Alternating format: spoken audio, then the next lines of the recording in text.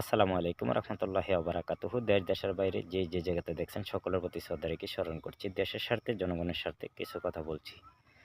বিশেষ করে রাজনীতির মাঠে বর্তমান যারা আছেন তাদের ভিতরে অনেক সমালোচনা, অনেক কৌতূহল, অনেক কিছু মন্তব্য আমরা শুনতে পাই।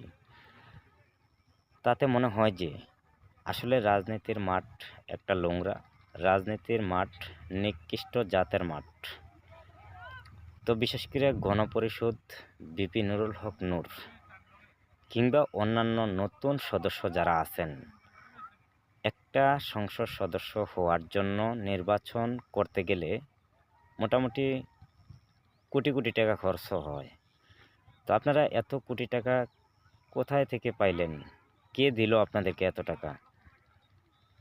তো বিশেষ করে বিপি নুরুল হক নূর হয়তো আংশিক একজন সাধারণ নেতা, মানে কর্মী বললেও চলে।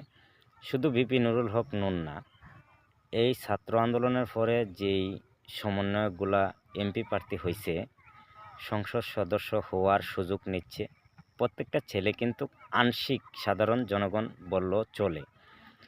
তো বিপি নুরুল হক নূর এত টাকা কোথায় পেলেন? আসলে এই হিসাব তো আমরা জনগণ পাবো না। কারণ সর্বপ্রথমেই আমি বলছি যে সবচেয়ে নিকৃষ্ট জাতের মাঠ রাজনীতির মাঠ। তো রাজনীতির মাঠে যারা দুর্নীতি করতে পারবে, যারা চাঁদাবাজি করতে পারবে, টেন্ডারবাজি করতে পারবে, গুম খুন করতে পারবে, দর্শন করতে পারবে, অপরাধের সাথে জড়িত হইতে পারবে, তারাই প্রকৃত নেতা। তো মূল বিষয় ওইটা না, মূল বিষয় আমার বড় জানার ইচ্ছা।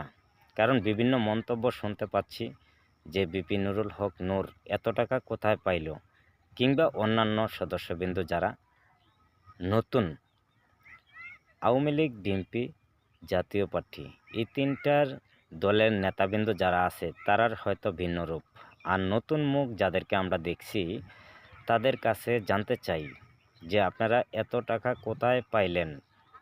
আপনার বাপদাদার সম্পদ বিক্রি করে আপনি নির্বাচন করবেন না। কারণ আপনাদের কারোর বাপদাদার সম্পদই তো নাই। কারণ যেই লোকগুলা বিপি নুরুল হক নূর বলেন, এরপরে কয়টার নাম কমু, আসলে এগুলো কইতে গেলেও নিজের কাছে লজ্জাজনক। কারণ ওরাও বাংলাদেশের নাগরিক, আমরাও বাংলাদেশের নাগরিক। তো যাই হোক, মানুষকে ছোটো করা আমার কাজ না। তো এতটুকুই আমি বলতে চাই কিংবা জানতে চাই যে বিপি নুরুল হক নূর কিংবা নতুন মুখ যাদেরকে আমরা দেখতে পাই, আপনাদের সকলের কাছেই আমি জানতে চাই যে